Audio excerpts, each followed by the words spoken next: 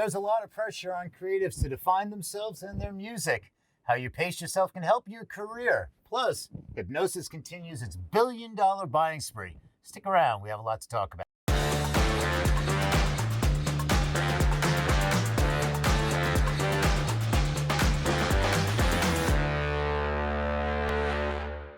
Hello and welcome to Music Industry City's Monday kickoff, where we offer up important information and tips for a successful career and get you motivated for the week ahead. I'm Peter Schwing, and joining me as always, my co-host Aisha Damo and the Duke.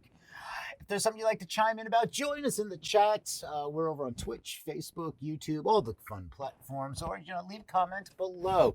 What we're going to do is also, after we roll the ending credits, we're going to come back and hang out. So everybody that's hanging out in the chat, you can chit chat with us. I'm going to stop saying chat because it's really annoying me. It's probably annoying sounding too. So anyway, let's check in with our co-hosts, the Duke and Aisha. How are you? Happy Monday. Hey, happy Monday. How are you?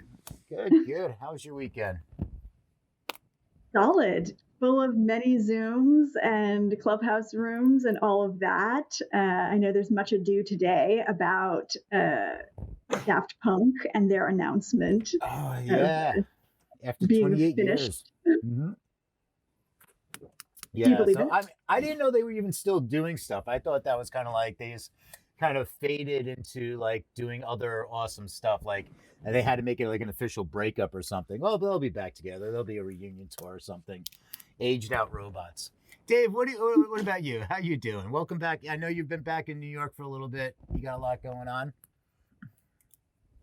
Yeah, I'm back in New York vibe, New York energy, creating things in the studio, making art, making fashion, making music, filming things, running around, you know what I mean? But less. Daft Punk, the best. My daughter loves Around the World. It's just a great song. And I love Daft Punk, man. Defunk, when I first heard that, I got a crazy story about that, but we could probably talk about that later. We'll save that for later. All right, Defunk, Daft Punk. Yeah. All right, we're going to talk about that later. Plus, so what do we have on store for when we kick over to you later? Selling music, artists selling their music. Right on. The joys of it. Okay, cool. So we're going to get to that in a moment, but let's talk about the pressures creatives have upon themselves. And we're going to bring Aisha on up. Aisha, what's up? Hello. All right. So, I mean, there's a lot of pressure on creatives. It's either put on by others, by other external forces, or on themselves. So, and trying to like deal with everything that you have to do, whether it's a song release cycle or it's from recording to mixing to getting the graphics ready to marketing to distribution to release to video to a virtual show to live touring once we're back out there. It's a lot. I know. So you're going to talk about how to pace yourself? Yeah. Well, All right. I mean, even just, taking a pause. What I want to talk about today is that there are so many artists out there that have this experience that there's this feeling that you have to be doing everything there is to do for your career and that you have to do it all yesterday.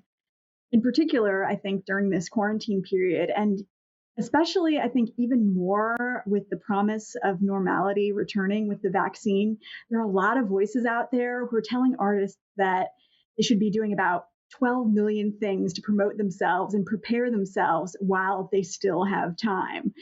So there's this like pressure of FOMO, pressure of, time running out. And, there's all this, you should be on these new apps and you should be posting content daily and you should be driving numbers up with that content on your weekly Spotify releases because, of course, you've been able to record and mix and master a year's worth of songs during quarantine. And also, hey, you should have some music videos for them all too.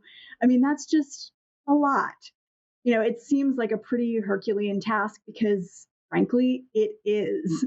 And a lot of this push to be on every new app with heaps of new content can absolutely kill the creative process. Whether you're a new artist or a seasoned content maker, this is a hard thing to do. So last week, there was a girl who visited our Music Industry City Clubhouse room and mentioned that she was getting to know Pro Tools and Logic, and that she wasn't sure what her genre was yet. And you know what? That's great. That's fine. You should be giving yourself that time because, sure, anyone in entertainment is going to tell you that you have to zero in on a brand at some point in order to have something clear to present and to promote. But you don't have to have it all figured out yesterday. There are going to be mistakes. You're going to try things. They might not work, and then some things will. It's a process. So I just want to encourage all the creatives out there to take a breath, take a beat, and just be right where you are. Yeah, that felt good. It's because you're 100% going to make mistakes in the process of figuring out what works and what doesn't. And in all aspects of your creative career, whether it's the music, the content creation, the relationships, you have to have some trial and error going on. And you have to be free with yourself to do that, to not pressure yourself to put a time limit on it. So there will be countless mishaps, but there are also going to be a bunch of pleasant surprises with that. And if you're not going with the flow of it, you're not going to let them in. If you're trying to stay too rigidly to this schedule that you think you have to have, it's going to kill the vibe. And you don't want to cut short that experimental phase where you're trying things and seeing what works. That's actually what really helps you get into your true groove of your true self and where you really ought to be. So this week, I just want to encourage you to tune out all the hype around everything people are saying that you need to do and just do what you need to do and do what you feel inspired to do. Take a breath, take a beat, and play where you are. Play the way you want to play. Because if you lead from your inspiration and quiet the outer voices that are going through your head from all the things you're seeing and hearing on the internet, you have a space to hear that inner voice, to hear those inner instincts. And if you're listening to that, you're going to make it through just fine.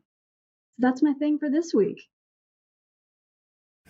Right on, right on. Just want to say a big shout out to Buzz over there who's in Twitch land. He added to this, in short, don't be so hard on yourself. Yeah, Which, exactly, Buzz.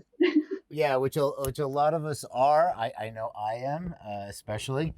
So, I'm going to get back to this because I want to take this full circle, but I want to get Dave up here because here the part about what's going on with the catalog acquisitions, and we've covered this numerous times, is that people are creating and then they're selling, and it's like this mindset. It's like, is that the new FOMO? It's like, I need to create something to sell my catalog. So I want to get over to Dave because this is a really interesting story and we can tie this all in about the pressures, because one of the things that you said is like, you need to be doing this, you need to be on this platform, you need to be doing that. And now people are seeing these catalog sales. Now it's like, do I need to do that too? So how much more can I get to? So, all right. So thank you, Ayesha. I want to bring on Dave. All right, Dave, what's the good word? How you doing? I'm blessed, man. Everything is good. Everything is good. Everything is blessed. Right on, right on. So I'm going to pull up this quote here because we're talking about hypnosis and everything. And what we have is, that's the one. But, Mercurius said, I compare songs to gold and oil. They're predictable and reliable, but songs aren't affected by politics or pandemics. If you're living your best life, you're doing it to a soundtrack of great songs. If you are experiencing challenges, you are taking comfort and escaping. I mean, that's one way of looking at like a catalog acquisition. That's how he's equating, because he's on this $1 billion.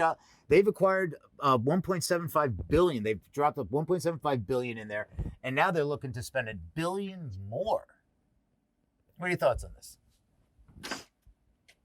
I think it's great. When I first saw that, it was interesting because I feel that on the surface, it's very tasty.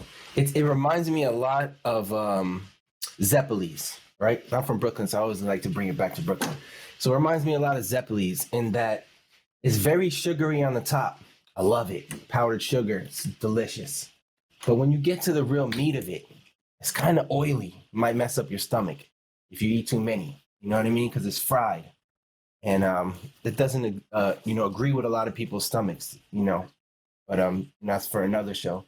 But yeah, so it sounds great. Yeah, we're making money, you know, we're selling our stuff, but on the lower level, like on the actual meat level, it's like acquiring things is great.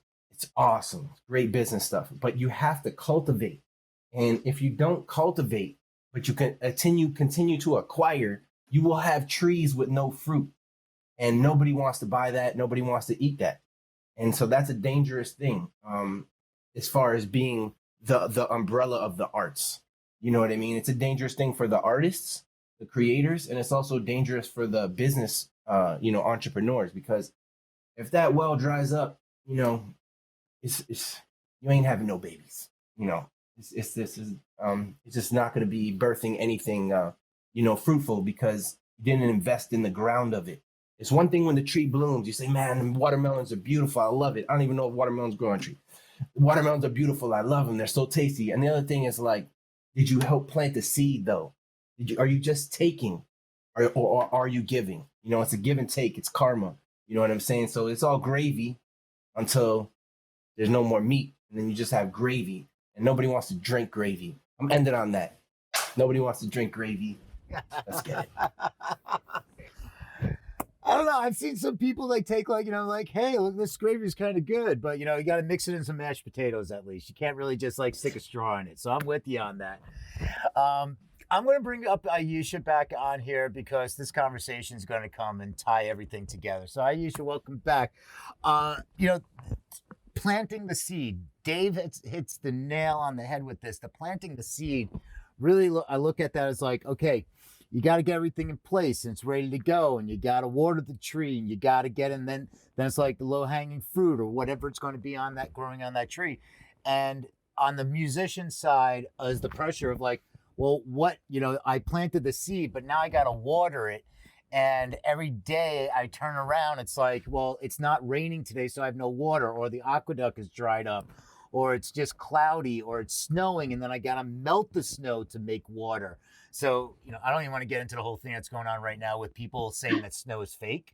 I don't know if you've seen this one, but people I just did a reaction video. Yeah, are you doing a reaction video? I just did. You got it, man. This whole snow is fake. So it's like, you're talking about like, here's my seed, but like every branch that comes out is for a musician is a new app, is a new platform, is a new tool, is a new thing. And it's like the trees kind of going the direction where the wind's blowing, kind of taking your career there. So you kind of maybe can focus on where the wind's taking you and say, like, if I'm on Instagram here, Facebook here, YouTube here, and TikTok over here, but these are what's hitting, that's where the wind's blowing. So you see those trees that have that nice curve to it, that's because the wind's been blowing that direction. And that's also the sunlight. The sunlight's pulling them to that direction. So when you're trying to focus on like, oh, I got all this shit going on, it's like, well, what's working? Where is the tree bending? Go that way. Go with the flow. Mm-hmm. Nice. That's good. I like that. It's very quick. I think there's so much to be said for like doing that, being open to that experimentation so that you can find out where the sun is shining. And I think you have to really be in your core as an artist in what is appealing to you and what you really want to do, what inspires you. Find those roots in the forest so that you can spread your branches and, let them take in the sun and figure out where that sun is. If you don't nurture the roots of who you are and what kind of artist you want to be and take your time with that, you're going to have a hard time finding that sunlight because it moves around, right? And if you're constantly moving all over the place and, like a bunch of tumbleweed, you're probably not going to, hit it the way you want to hit it. Also, I want to say I love Zeppelis, and I really want some after you talked about them, Dave. So. Well, you're not too far from Brooklyn, so you can get right down. You can get down there. Bay Ridge for some Zeppelis. Bensonhurst. Bensonhurst, yeah. So here's a question. Somebody just chime in here. So it's like, how to, or a statement. It's like saying how to convert genuine appreciation from big artists into a business where people take your work seriously and hire you. So it's kind of like, it's kind of like if you look at it, it's like I can either get a job and be hired, or I can be an artist and like have companies wanting, like, in essence, quote unquote, hiring me for, like, to license my catalog. So it's kind of work for hire is the technical term they would put in the contract, but it's still, you're getting hired. Well, Yeah, that was I mean, is that a question about work for hire, or is it a question about being the kind of creative that you make people come to you rather than you going to them? Which I'm not sure which question it really is. It's not necessarily a question. It was kind of just phrased it's phrased part statement, part question. There's no punctuation at the Yeah. end. So it was kind of like a thought. I think it was more of like a thought piece. We'll take it that way. So Dave, let me ask you, so, as a musician and being a band, it's like, what do you're looking at, say, okay, I'm going to get a publishing, I want to get a publishing deal, because now it's like, forget record deal. I'm going to own my masters. I don't care. I want a publishing deal because I see all these catalogs, and it's mostly it's a lot of it's on the publishing side that's being purchased. So it's like, that's a new way of looking at something, I guess. publishing deal. Yeah. I mean, it's dollar. It's money. Mm-hmm. It's money. You know what I mean? It's the way into a network. You got to work that angle though. That's very opportunistic. Most artists are not that way, and most publishing deals don't last. So it's actually a really weird thing because most people won't get publishing deals, and those that do, they probably didn't want it to begin with. And that's a really strange thing about the business. It's like people are getting publishing deals, but it might not be you, and you might really want it or deserve it, and it could be great for you, your career. But other people are going to get it because it's really about who's at the table. That's the thing about it. It's who's at the table when the food comes out. You know what I mean? And that's really has to do with your charisma, your energies, your looks, your vibes. It doesn't really have to do with like how many hours you put in the basement, writing songs on your, you know what I mean? Recording yourself and figuring out EQs and shit. Like, it really has nothing to do with that. They're not coming to your crib, giving you a publishing deal for how nice you EQ'd your last song. You know what I mean? So that's a whole different hustle, whole different mindset. That's a whole different show. How to get a publishing deal. You know what I mean? Who gives publishing deals? Like, that's a whole nother. When you go to the upper echelons, you start going to the Hamptons. You go to nice places, nice weddings. Big money weddings with a lot of zeros. You got all these extra forks. It's the same thing. You got to figure out what those forks do. If you're trying to get a publishing deal and you don't know what this fork does, it's going to be very hard for you. You got to figure out the forks first. And then it's like when it comes time for coffee and Zeppelis, then you got your little spoon, then you got the sugar cubes. So you got like the tongs. Ooh. So you have to be careful about that. Make sure you're passing it to the right, or is it to the left? So well, it's those utensils at the top that are the dessert. So, I mean, if we get to dessert. I want to say a shout out to Jake. What's up, Jake? Jake's over in Facebook land chiming in. Yeah. So then what do you think is going to be on the future of this catalog stuff?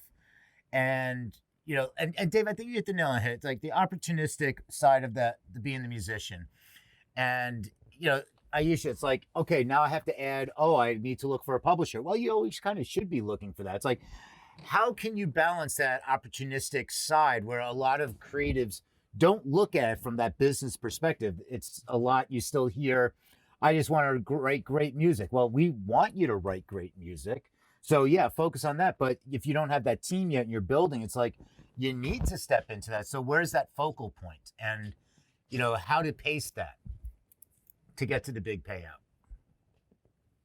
I mean, I think like Dave is saying that publishing shoe is a very specific size shoe and you might not fit into it. Like a lot of artists out there are making great music and some of the most innovative things going on are not going to fit as easily into that publishing shoe. So yeah, you should be open to it. But I almost think for most people, being creative on these platforms and just putting things out and getting a feel for what works is the better route than choosing to go after a publishing deal, unless you're making such specific stuff or stuff that could be like licensed right into commercials, like you're just really in that zone. I don't know, it's a toughie. It is. So all right, so we're going to wrap up the segment on that, and for everybody tuning in, Don't go anywhere. We're going to roll out the credits.